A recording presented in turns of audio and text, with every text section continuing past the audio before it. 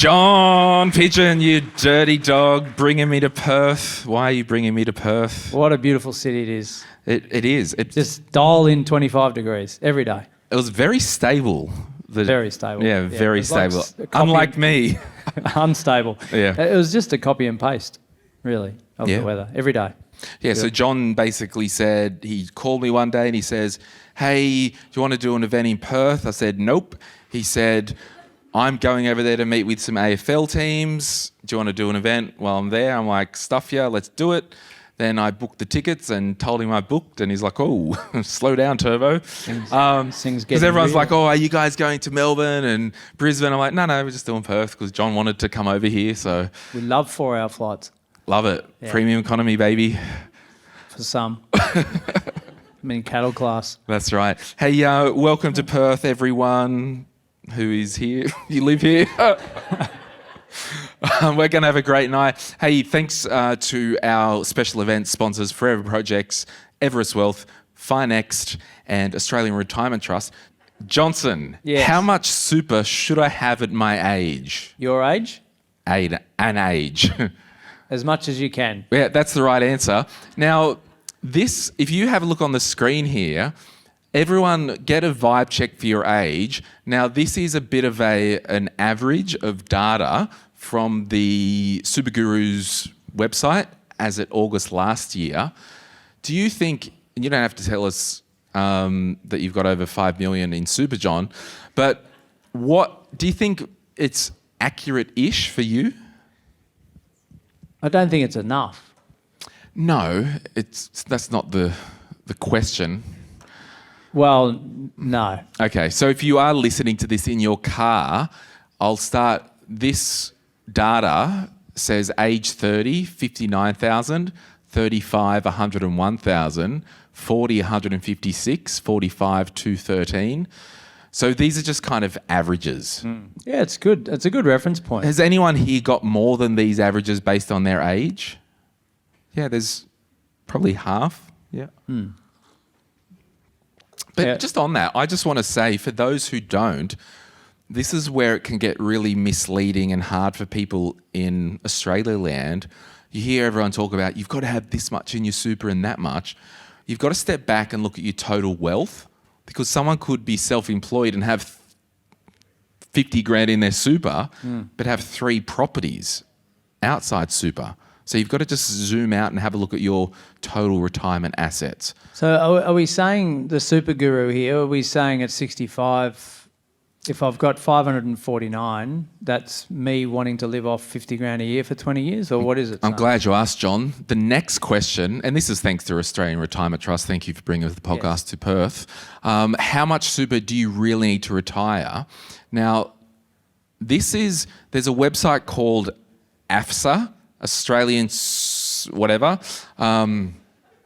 If you want a comfortable retirement, they say basically 600,000 if you're single, or 690 if you are in a couple.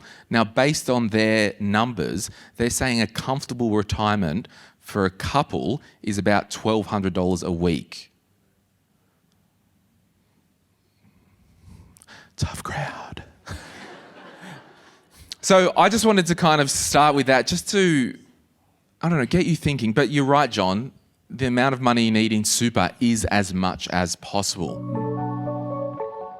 You're listening to Money, Money, Money, or as the regulars like to call us, M3. Everything discussed on the podcast is general advice only, which I'm licensed to give, and details can be found in the show notes.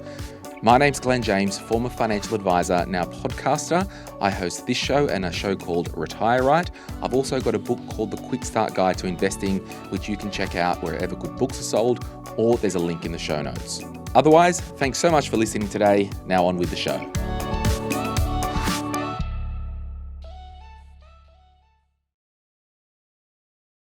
Now I want everyone to give Skye a round of applause as she comes to the front.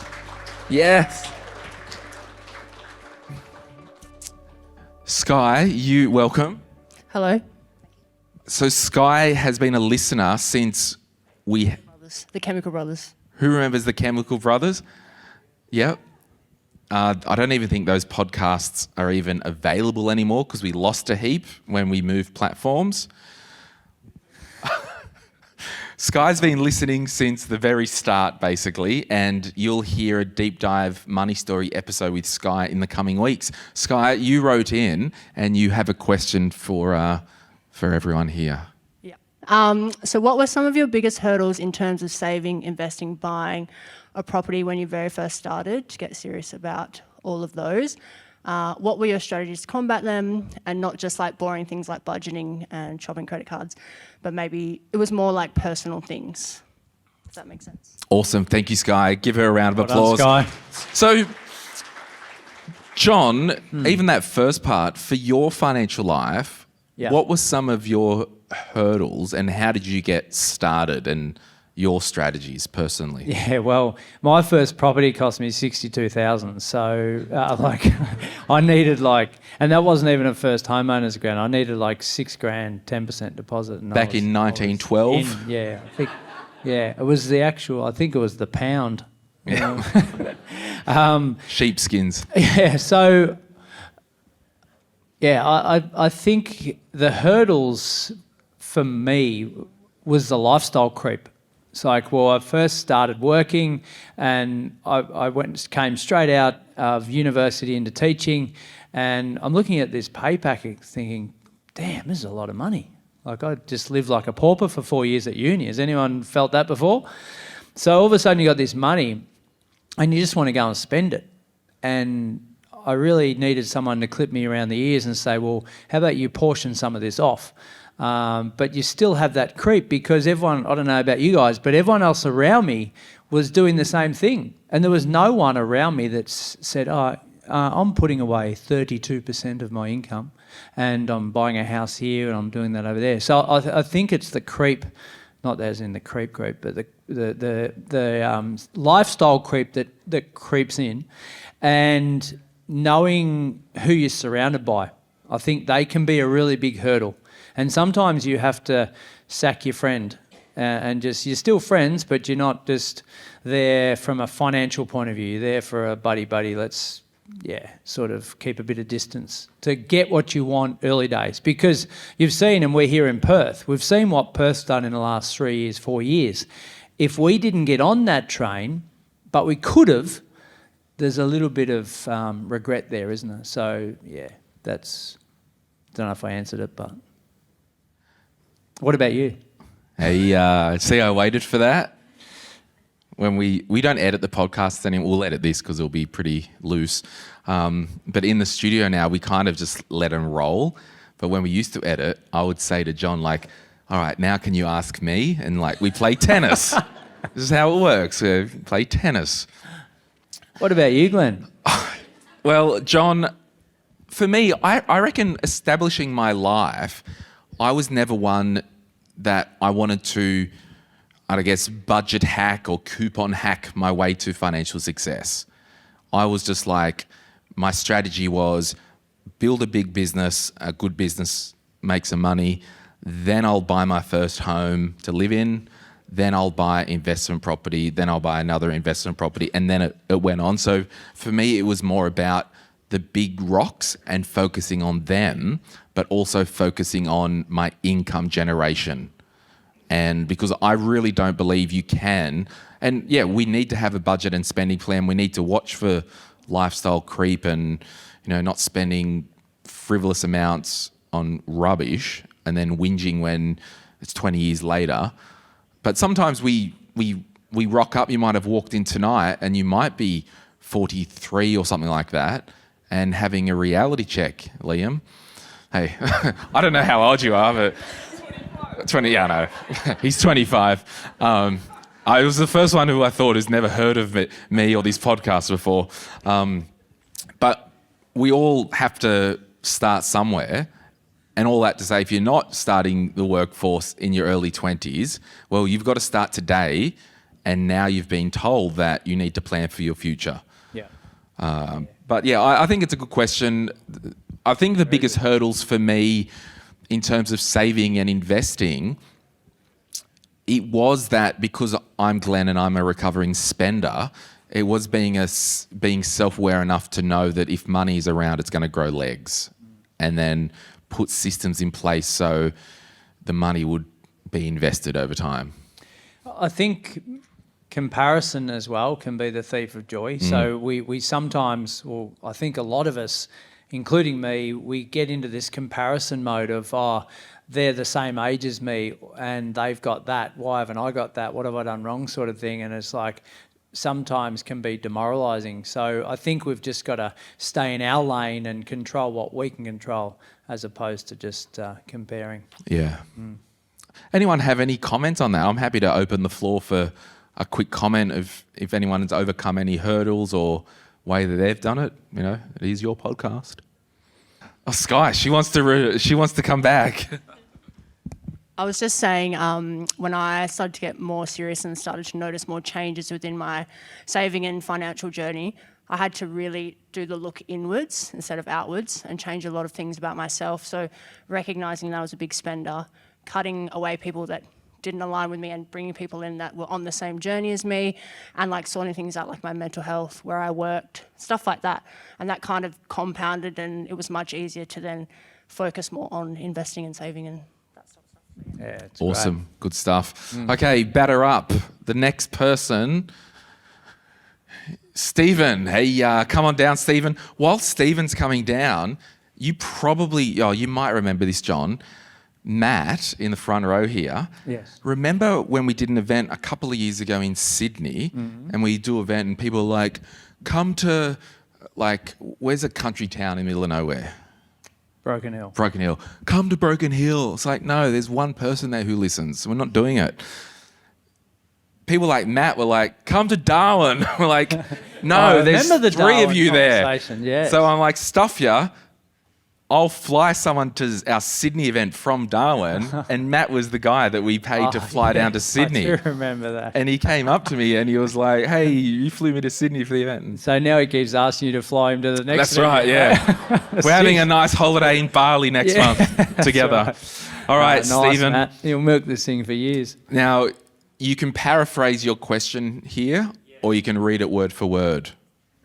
I'll just read it word for word, I think. If I had a friend separating from his wife and she was the director of a small business, how would he have the business valued in terms of splitting for settlement, considering his wife may be less inclined to suggest that it was a joint asset? Steve, your friend's got a story there. So thanks, Steve. We'll give Steve a chat. And reading between the lines, Steve's friend might be single. Ladies. Actually, just one sec. Sorry, I'm going out of focus. Do you know your friend's soon-to-be ex-wife, what the business is? It's an allied health business. Okay. Do you know if Steve's friend in his mind knows what it might be worth? It's about 500,000. Okay. He's a close friend, Steve. Yeah. Oof. Jeez. I don't know. I'm not qualified to answer this. Neither am I, but I will. If you heard that, we had a game at the start. Look, the way if I had someone like Steve's friend come to me, I would probably... Steve's wife might be less inclined to suggest it was a joint asset. Well, the problem is, if you've been together... Are we going there, Alicia? Oh, so the problem is the black and white on paper, if you're in a de facto relationship and one of the partners, doesn't matter who it is, even runs a business in a trust and they're the only beneficiary, or even if it's a discretionary trust, or even if they're the principal of the trust, most family law people would tell you, sure, they've set up the trust for asset protection, for litigation and tax efficiencies, but any family law property settlement, and in family law the word property doesn't just mean homes, it means stuff, would basically break through that trust anyway and say it's part of the deal. From what I understand, if you are in a relationship de facto for more than 18 months, it's what's mine is mine and what's yours is yours. Just give me a nod, Steve. Is there kids in the friends relationship? You think there is? Yeah. Do you think Steve's, it's otherwise amicable? Okay. And are we using a law firm on both sides, or is it friend versus friend? Right. Well, I don't know. We'll give it let her have it. I don't know. Well, I mean... okay, but this is it, John. But if you're independent from this and you're looking from the outside in, my logical thinking is whoever's the director is in some ways irrelevant. It's like, well, okay, we've got an asset and we're living together. The asset's worth 500K. Down the middle's 250 each. Right? Now, it's never as simple as that. But they're the basic economics of it. But we say, well, who works in the business? Who's done the hard work in the business? Right? That's if we're arguing from one side to the other. But the best way to do it is get an independent valuation. Yeah, but you don't want to spend 10 or 15 grand on that. Well, you might lose 10 or 15 in the actual splitting. Yeah, and I think this is the whole thing. Like, how many in the friend's ex-partner's business, it's occupational allied health, how many employees in that business? 7 employees. Do they get funding from NDIS and all that? Yeah.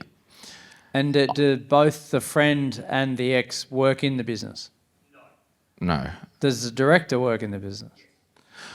Right. So I think in some instances, people think their businesses are worth 500 grand, but in reality, if your friend's ex-partner walked away from that business, could she sell it for 500 grand? I reckon maybe not. I don't know enough, but I've met a lot of business owners who think they've got a business worth X, and at the end of the day, it's worth squat. Now, yeah. Are we down the path far enough to say this is what this person thinks it's worth, this is what I think it's worth, or it's that friend hasn't even separated yet? Yeah, no, it's further than that. Yeah, we've actually got her here tonight. Okay, and just one, is it a question, is there other assets in total? Yeah.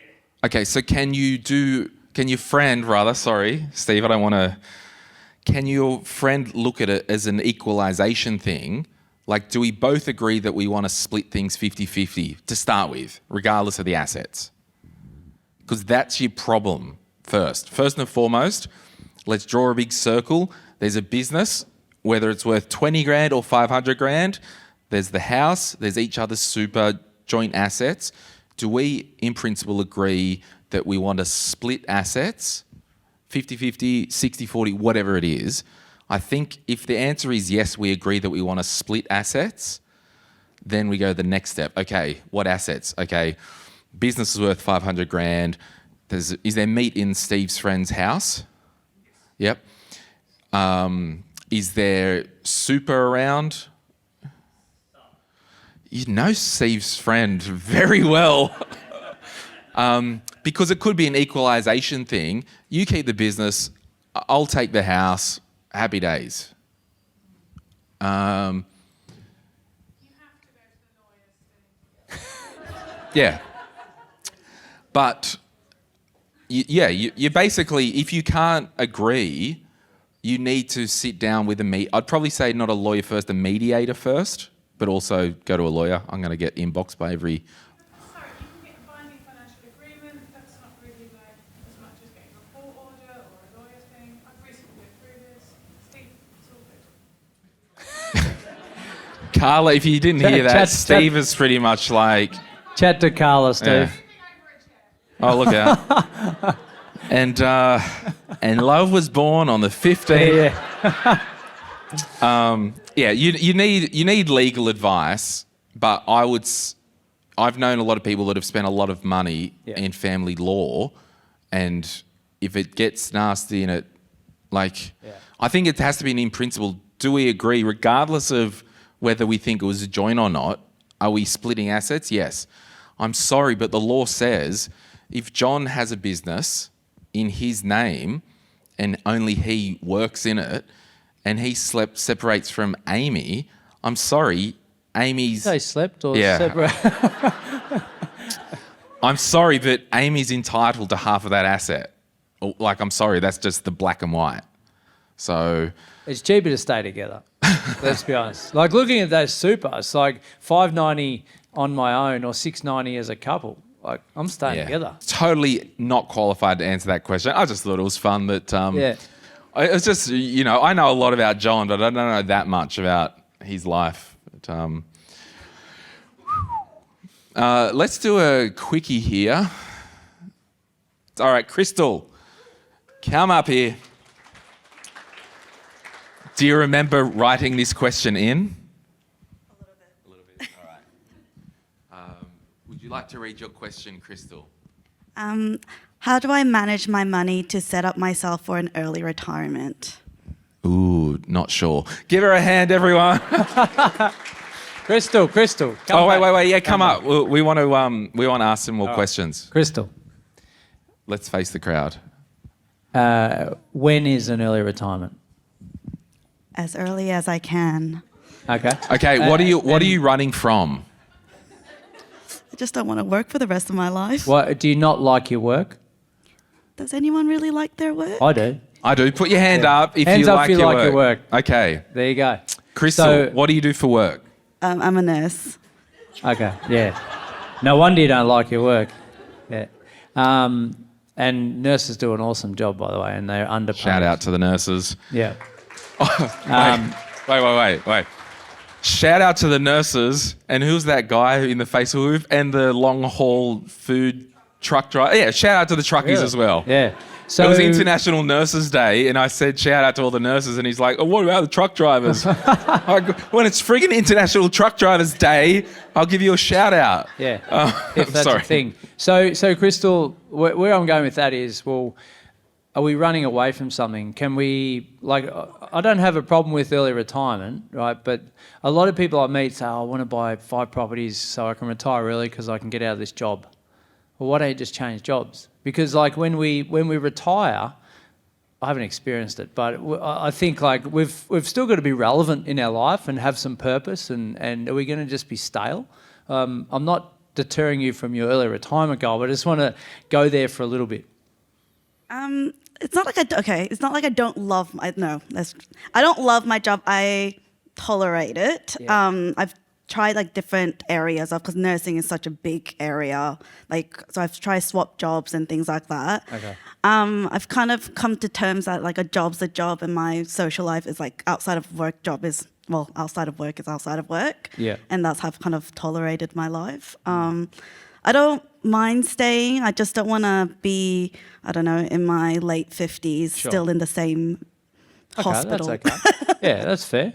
Yeah, and a lot of people here would probably agree. It's I want to have choices. Yeah. Is that a better term? Yeah. Rather than retirement? Yeah, I guess so, yeah. Okay. So I think it's that portion of now versus later, isn't it? You say, well, how much am I prepared to spend now that's going to impact my future later?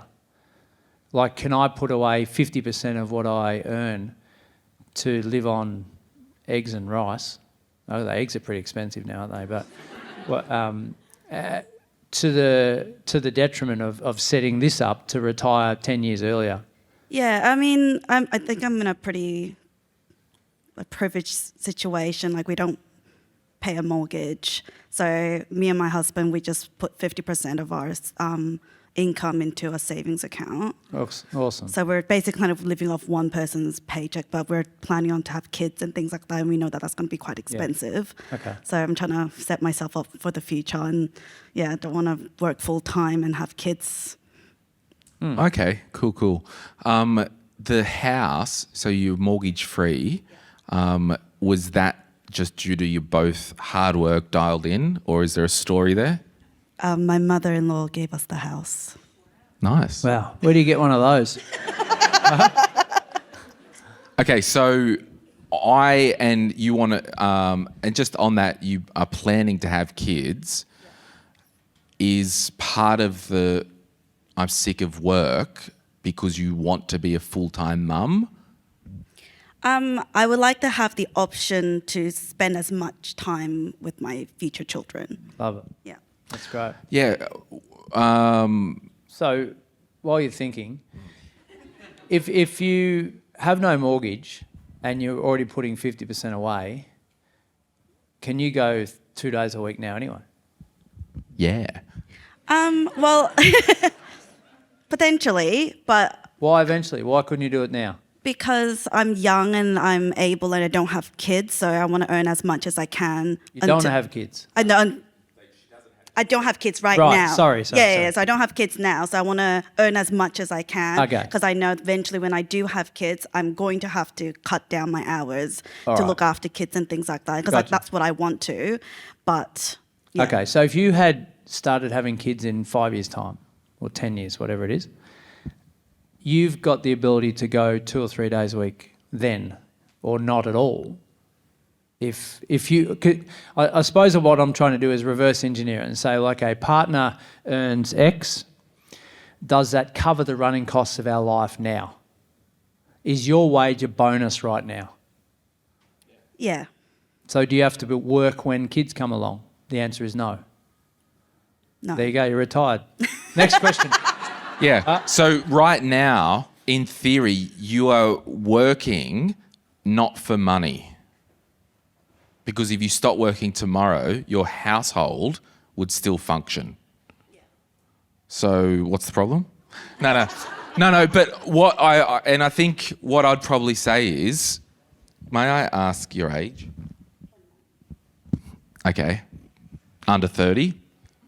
What did you want to do growing up as a teenager? A nurse. You got okay. You're done. Take her home, Jesus. She's done here. She's like doing the dream life. Money's not a problem. You may be, I think you may be stressing about something that's not actually there. Yes. Yeah. I guess so. No, So go and sit down, all right? Wait, have you read the book, The Quick Start Guide to No, Investing? I was only joking. Stay up here. Have you read the book, The Quick Start Guide to Investing by Glen James and Nicholas Bradley? Well, there's a little gift for you. The most embarrassing thing that I'll ever do in my life is walk into Dimmicks and buy my own book. Because I'm out of stock, so we had to buy some today. So thank you, Crystal. Give her a hand, everyone. Well done, Crystal. And we'll be back right after this. If you're after personal financial advice, don't get it from a podcast. But if you want guidance tailored to your situation, head to moneypodcast.com.au and click Get Help. We'll connect you with one of our trusted professionals, financial advisors and mortgage brokers, who work with people right across Australia. No matter where you are, they can help. Now, before we get back to the show, a quick reminder to protect your financial life. That means having income protection sorted. It means having death cover if there's any debt or dependents relying on you.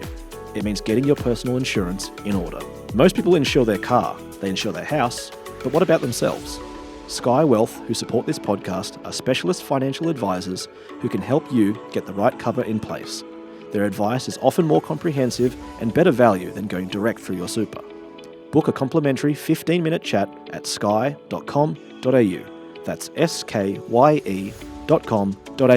And they'll point you in the right direction.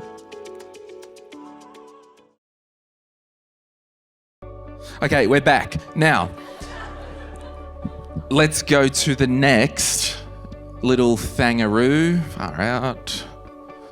Thomas, come on down. Give him a hand, everyone.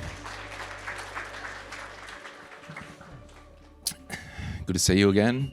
Oh, it's your mic over there, I think. Thomas, would you like to read your question or paraphrase it? Sure. Yeah, I just got a question. So I have an investment property in the United States. It was previously PPOR, now moved to Perth. Got inspired by John last year to purchase a property here. Unfortunately, I didn't listen to his advice and bought a unit, but it's like a small villa in Bentley, which is I'm pretty happy. So, but I've got some equity out of the loan for my investment property and use it towards the property I bought in Perth. So with interest rates changing and share market going up and down, do I pay off that 50K equity loan for the property, or do I put an offset account, or do I put it towards shares? Okay, so what I'm taking from that, Thomas, is you got inspired by me but didn't take my advice. All right, you can sit down as well. Thanks, right? Thomas. No, stay here. So, well done. You've made an awesome start. So, you've got the 50K equity loan. Is it tax deductible? No. No. So, do we want to pay down good debt or bad debt? Bad debt. So, a lot of people would say, well, I want to get rid of my bad debt sooner rather than later, ahead of anything else in their life, ahead of trying to make more money. Others that are more, I suppose, savvy or have a higher risk profile might say, well, okay, I'll let the 50 do its thing. I'll pay that down to an amount, but I want to go and invest elsewhere to try and create further wealth. So am I reading this? There's 50K in the offsetting the 50K. Yes, there's also 50K in the offset, plus there's 50K in the investment property. So there's two loans, because I didn't do principal and interest only interest only, and there's a 50K loan from the investment property. Does that make sense? Yeah. So it's what you've used the money for. Right, so whatever you've used the money for, if you've used the money for investment purposes, it's now tax deductible. If you've used the money to buy your own home, that money's not tax deductible, right? Is that the question? Or like, is he telling you stuff that you know right now? Yeah, I know that. So I can't tax deductible that 50K I bought the property here in Perth. Yes. Yeah. Which is your PPR. Which is, Yeah. Okay. So where are we going now? Hang on one sec. I'm going to do something. I'll be back in one sec. I'm going to do something and John's going to froth. Hang on one sec. I'll be back. Just keep chatting. So do you put the money in the offset account in your PPOR, or do you pay off the 50K in that investment property because you got that equity loan, or do you put any extra money in towards shares? I don't know about the shares bit. Fine. Right. Let's keep that there. Right. But if you bought the investment property first. Yep.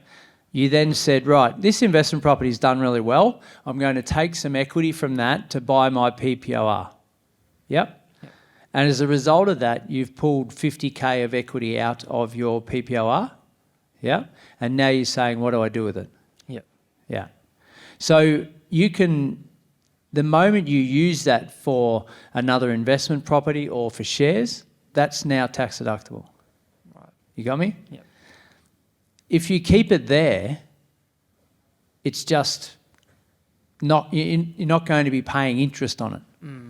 It's equity. Yep. You only use it, you only pay interest on it when you draw it down.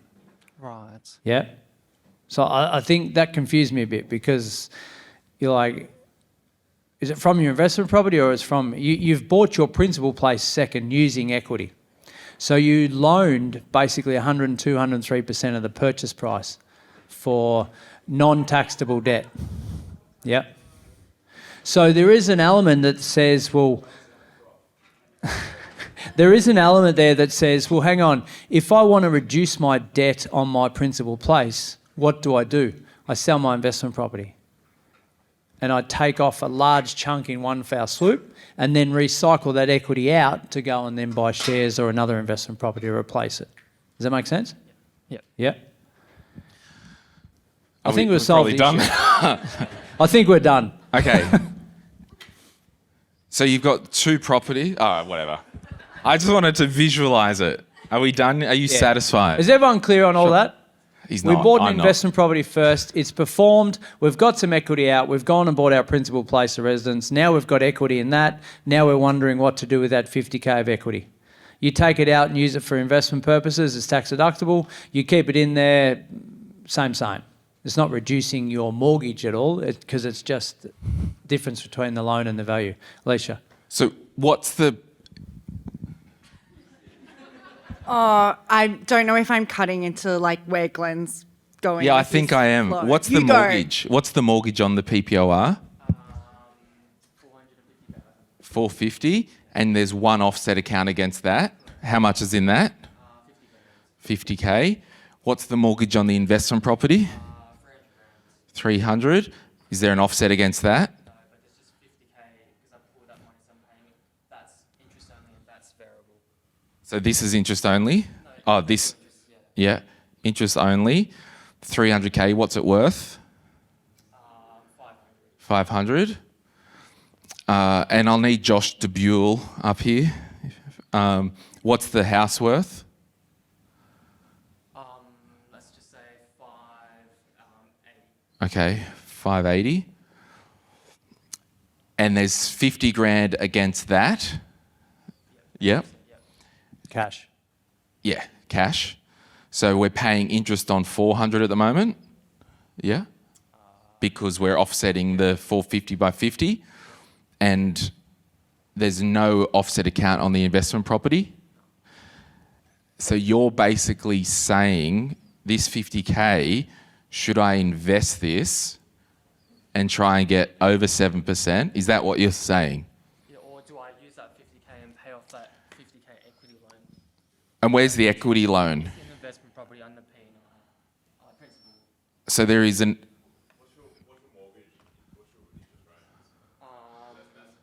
Yeah, 5.9 fixed. Yeah, but if there's 300 grand in total of debt, is there a 250 and a 550? It's 300 and a 50. Okay, so there's 350 in debt. Okay. So there's two mortgages on the investment property. Yes, okay, we're getting somewhere. So did that 50, that... 350 and 50. Yeah? Yeah, but did that 50... What did... Because you purchased that first, right? The PPR is second. What did you use to purchase that? 50K out of investment property Yep. and cash. So when we talk about the good debt and bad debt, we say, right, good debt, bad debt. Is that secured against there or there? It's No, here. that is for that.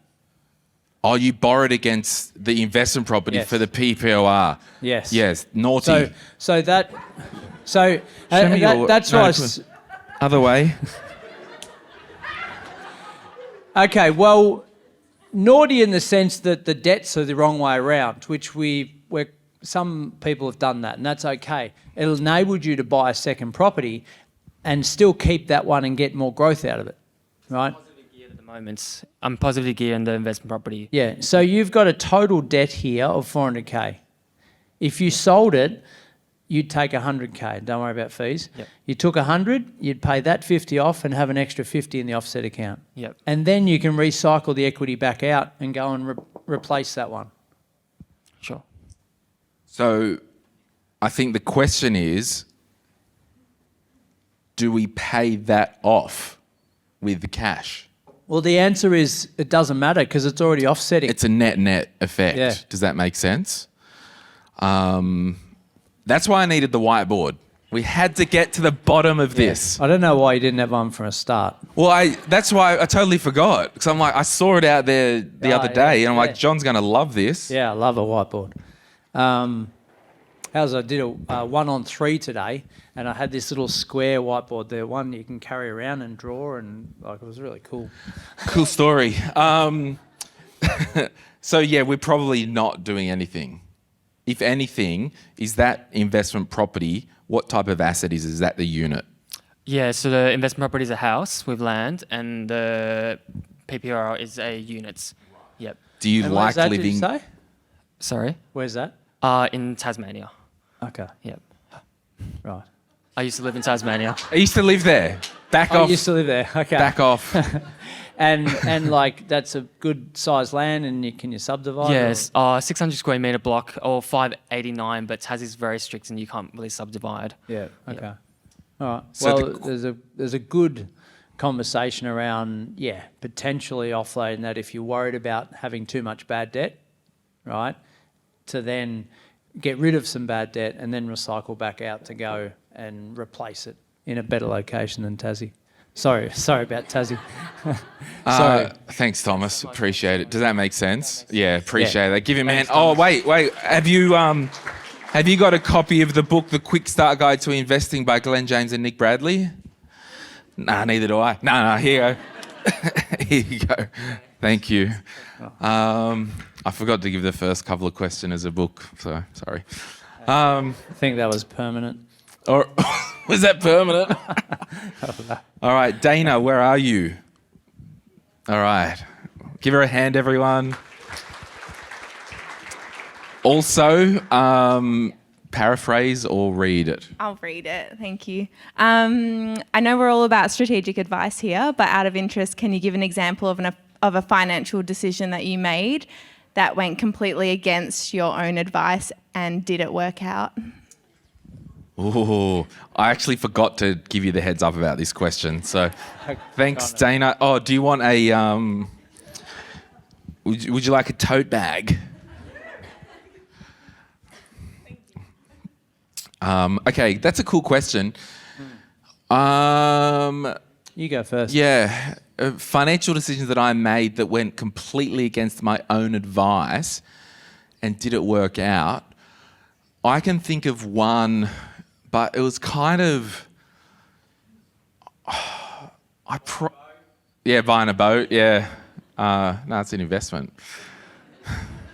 into the mechanics business via indirect investment. I can think of one, and I probably wouldn't do it today, nor I would tell people to do it today, but it did pay off.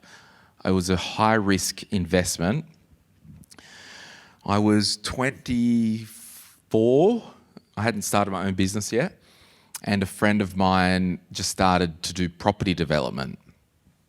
And he's one of the smartest guys I know. If you've heard me talk on the podcast, and I shared this guy's story, I ran into him at the gym a few years ago. Wild that I was at the gym. What were you doing there? I know, right? Walking. Anyway, he's like, oh yeah, I'm up to 100 properties now. I don't know what to do. And I'm like, what about you stop working and take your wife on an international holiday, because money's not your problem anymore. Anyway, I went in with him on his first development. He wanted to raise 100 grand. And I understood, so you want to make money in real estate, unfortunately, it's not buying and holding a property yourself. It's basically buying option contracts on plots of land, getting council approval, getting all the DA through, then selling on that option contract and making the money. So I understood that world and how it worked.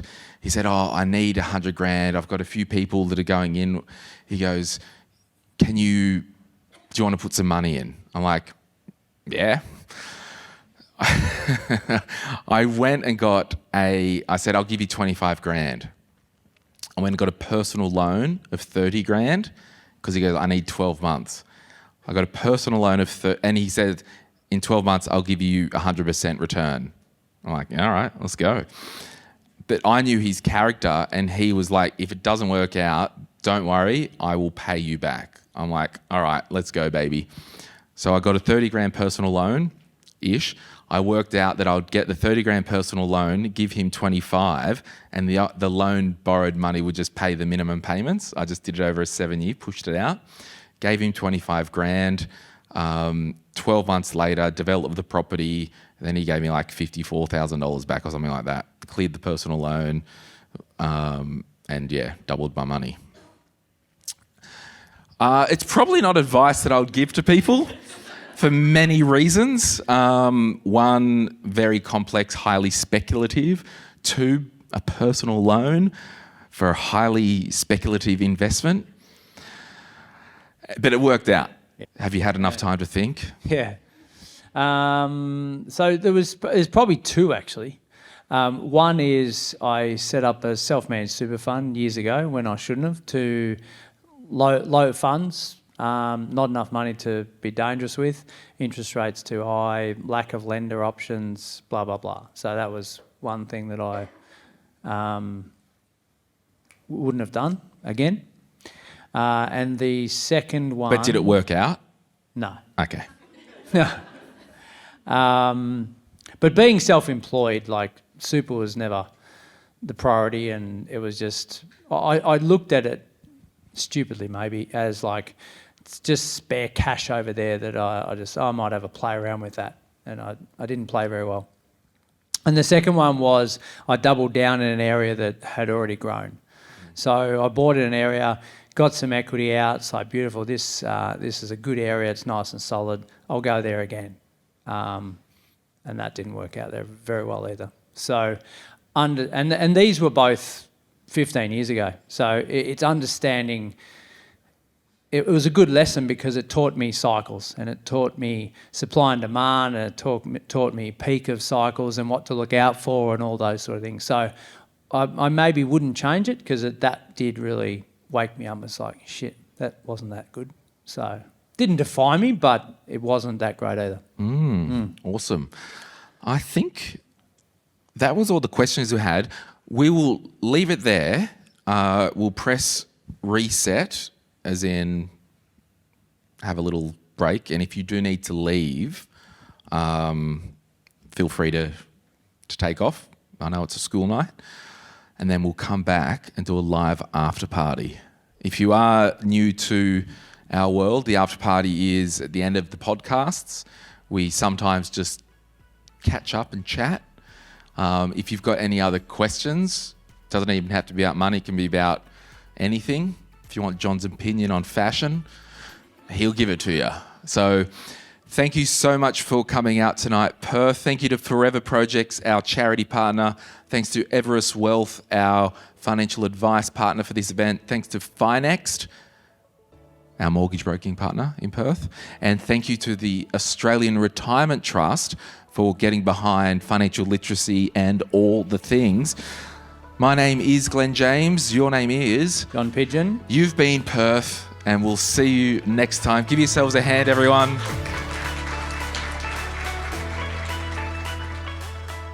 Any advice is general financial advice only, which does not take into account your objectives, financial situation, or needs. Because of that, you should consider if the advice is appropriate to you and your needs before acting on the information. If you do choose to buy a financial product, read the Product Disclosure Statement, PDS, and Target Market Determination, TMD, and obtain appropriate financial advice tailored to your needs. Simo Interactive Pty Ltd, the publisher of this podcast, and Glen James are authorised representatives of Money Sherpa Pty Ltd, which holds financial services license 451289. Opinions or comments from any guests on the podcast are theirs and not those of the host or the publisher or their respective license holders.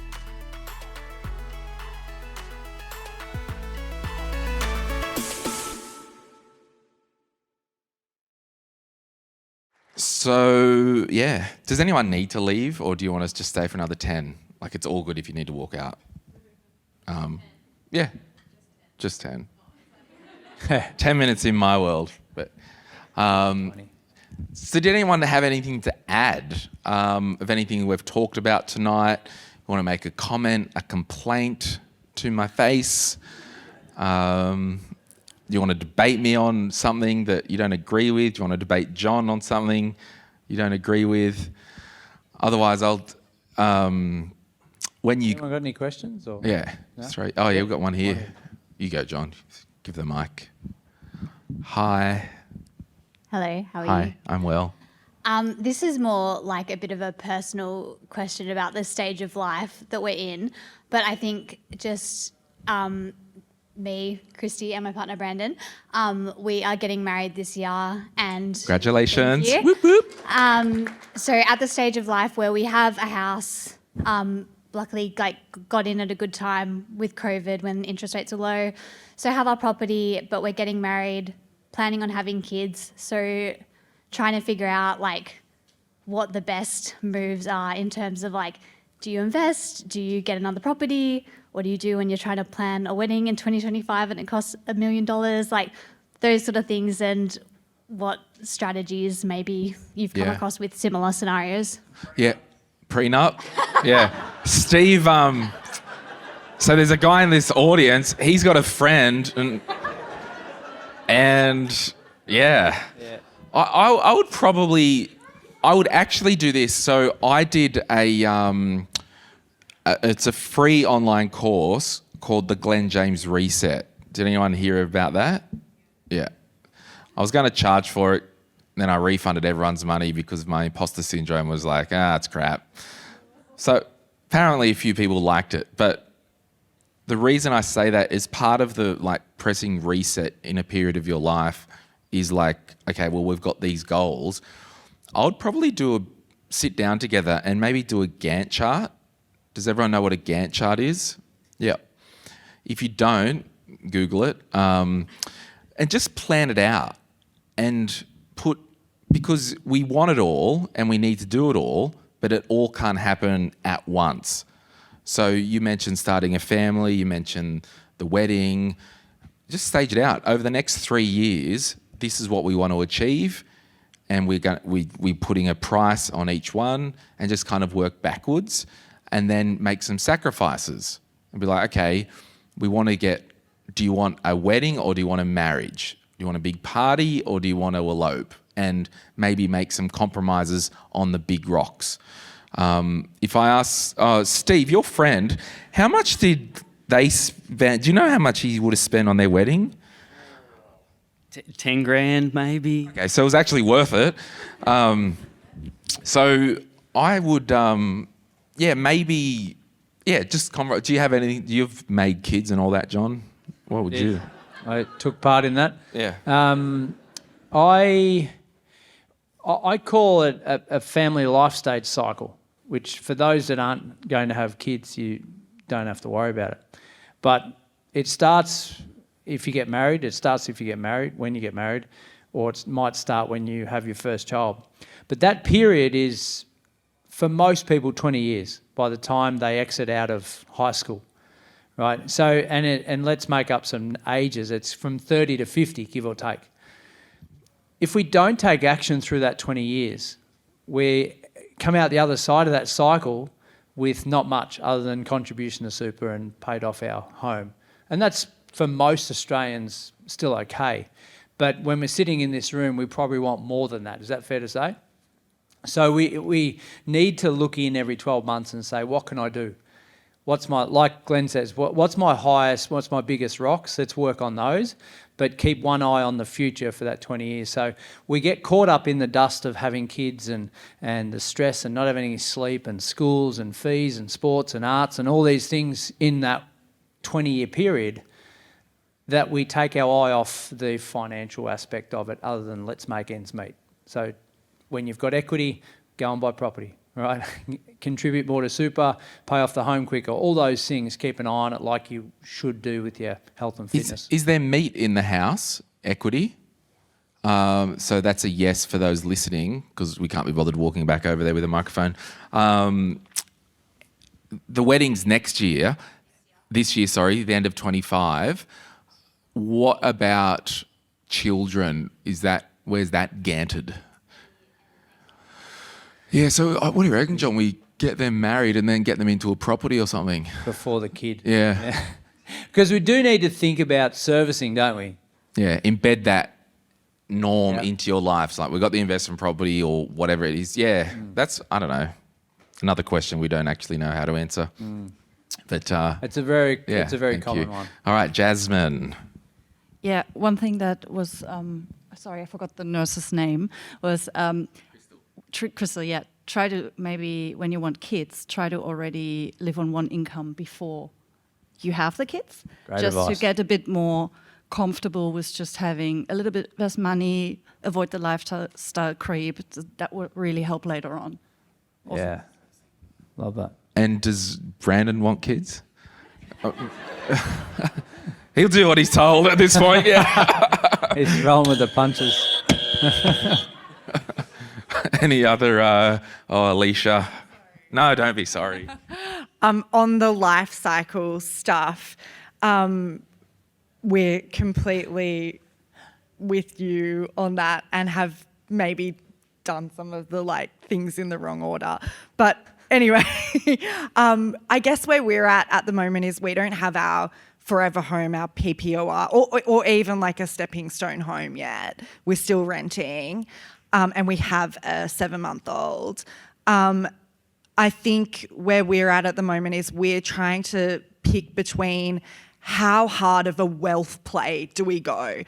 Do we buy something that's $1 million in a suburb, few suburbs over, that could be subdivided and therefore in the future we'd be making more money?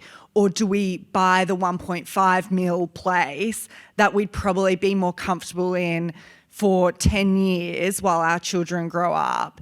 And I guess, no offense, Glen, but probably more directed to John with kids and knowing what it feels like to have 3 kids in a house. Yeah. That's why I come over here. Yeah. Get a couple of nights off. What would your advice be to a couple with a small baby who 3 kids as well. Yeah. who is ready to we're ready to spend, but we just don't know how, I guess, wealth webinar to get with it. That's a good thing. I was telling Kayla, you guys met on TV on The Bachelor. That's them, Kayla. There you go. Yeah, it's a tough one, Alicia. There's no one size fits all, is there? It's are you thinking about lifestyle, or are you thinking about financial wealth as a priority? What's your number one? If I was to answer for the both of us, I think probably we're leaning towards lifestyle than I think we've identified that we're not we want to build wealth, but we're not hell-bent. I made 50 property portfolios in. Yeah. And just on that, so you guys wanted to know if it was 10 minutes so you can have another beer. Yeah. Brock and Greer are getting into it down here. Yeah. Because I do have some comments. Did you have your air conditioner business before you met? Yes, for only about 18 months. I was broke when I met her. Yes. And second question, God forbid if you guys part ways, are you going after the business? Me raising the children is enabling wealth creation, so we would be having a discussion about 50-50 split. We haven't even discussed it, but our next PPI is going in her name, not my name anyway. So. All right, so in the interest of time, keep the remote. What do you think? The mic over there. Yeah. So the 1.5. Can you afford that now? With some help from some great mortgage brokers. Yeah. Okay. So you can afford that now. Is it in a location you like? Yes, it's where we're living. So why aren't you doing that? Sorry, what was the question? Why aren't we doing it? Yes. Okay, so the suburb that we're living in, yes, we could buy a $1.5 million property. We looked at one very recently. Yes. It went for 1.45. It was 2 bedrooms, 1 bathroom. And so Where are you? It's very cute. California. Oh, we're walking through it and we were like, oh, this is technically a living room, but it could be Okay. a bedroom. Okay. You know what I mean? Now I'm getting the gist. Whereas 2 suburbs over, you get a 4x2 for 1.4. All right. So I'm a 4x2 every day of the week when you're going to have 3 kids, because you don't want to be at the mercy of the market or that type of asset, right? This is like a live clarity call. And we've had a few of those, right? I know. And I told you to buy 2 Can you years make ago. a bloody decision? Oh, we didn't take the advice last time. You so should have maybe took this it last time, and we wouldn't have this It's okay. issue, right? My mum's here, and my mum's looking after the baby in a fabulous unit that we purchased. Great. Okay. Yeah. No, well done. So the 4-bed will serve you for the next 10, 15 years if you want it to. Yeah. Plus, it's a better asset than the 2-bedroom, right? Game over. Even though the 2-bedroom is in a more blue chip suburb, Yes. and prettier, maybe from a heritage perspective. Yeah. 4x2. Well, what do you want me to say? That's it. That's the clarity. Yeah. Yeah. Yeah. Yeah, that's I mean, it. Yeah. going out on a limb, is it easier to have a family in a 4x2 or a 2x1? If you weren't having kids, we've got a different conversation on Yeah. our hands, right? But you're going to fill the back seat. You've got... Yeah, Glen will put a there you second go. story on it. Yeah, interesting. All right. Well, let's do a lucky door prize, all three. Come over. Who runs a business here? Who runs a business? Yeah, I'm just sorry. First hand up here. I'm coming up here. Anne-Marie, welcome. Hi, how are you? I'm okay. What's your business? It's called the Flamingo Pathways, and I'm a trainer for the positive approach to dementia care. Oh, amazing. Wow. Amazing. I was at the Shopkeep today buying my own books. Yeah, and I wanted to buy another book to give to a business owner, and the book is... Oh, that's the second book I read. Oh, you've got this book. Okay, we'll have a tote bag. Have two. There's two there. Or is there one? Okay, business owner, yeah. I will. Yeah. So this is the book Cash Flow Quadrant. Have you read it? Okay, Lee, what's your business? Oh, Shivers. Getting his legs uncut is his business. I've got 2 bars in Perth, so... Yeah. Awesome. What bars? Lums Subiaco and Bark Subiaco. Wow. Yeah, sweet. That's for our next venue. So this guy, Robert Kiyosaki, he did Rich Dad, Poor Dad. It was pretty good, mindset shift. This book, The Cash Flow Quadrant, is probably 1 billion times better than that first book, and any business owner should read it. Now, after this book, don't listen to anything that this guy says. I think he went a bit wild. Size. How small is that now? Yeah. So it's a great book. And did someone else ask a question and didn't get a tote bag or a gift? You got one? Anyone else? Oh, Steve, you need one. There you go. I feel guilty because you said if you made up bags, would we buy them? Yeah, 2 people bought them. No, it was fine because I needed new grocery bags for my boot, and I'm like, I'll buy some tote bags, but. Don't you keep it. Take it home for your mate. Oh, yeah. Oh, my gosh. Okay, Josh DeBuel from Finex. We've got a lucky door. What do you got? Scales. Sit on them, do you? Stand on. These are charcuterie cheese boards, which so these are basically our settlement gifts that we give to clients. So they've got branded cheese boards with little knives. It's in the shape of a house, which is kind of cute. And then you get a bottle of Verve wrapped up in our nice ribbon. So amazing. Wow, you're doing all right as a broker. Yeah. If you're a client, this is what you get. So there you go. There you go. Okay, actually, so it's an orange, and it's a Z75. Z75. Come on down. Hey, you. Is he a client? Oh, all right. Have it anyway. Congratulations, Taylor. Yes, all right. We're not doing deals here. So Yeah, yesterday, we on for golf tomorrow? I just have to publicly say, everyone, my team members, I really do care about them and take responsibility. But in Australia, Sean, seatbelts in cars. Sean in the back wasn't when we were in your car yesterday. Instagram didn't say so. Oh, sorry, yeah. He absolutely was, wasn't he? Yeah, the lap one, yeah. Yeah, the old brand new lap Mercedes wagon, they've just only got the lap sashes in the back. Okay, 2 more. All right, let's just do this. Z48. Oh, God. Is she a bloody client as well? Alicia? Okay. Far out. Verve. Won't make it out the door. Jasmine, pick a...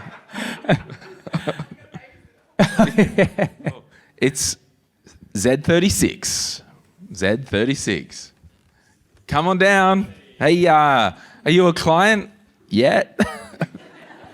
Is now. Give him a hand, everyone. Randy, nice to meet you. Glen. Good prizes. No worries. All right. Thanks, Finex. I think we'll call that a wrap. I'll just see if there's anything else I can give away. A Dimmicks bag? Nah, I'm all good. I'm trying to be chill because usually I buy heaps of stuff and give away, and people are like, you don't have to give everything away. Thank you so much for coming out tonight. Yes, we're going to be hanging around for a bit if you want to say hi. Thank you. I really appreciate you coming out because everything we do, I really want to do it for the listeners, and part of the reason that we do come out is to meet you and say thank you. So Absolutely. Thank you everyone, and this episode will be out in a couple of weeks. So see you soon. Yeah.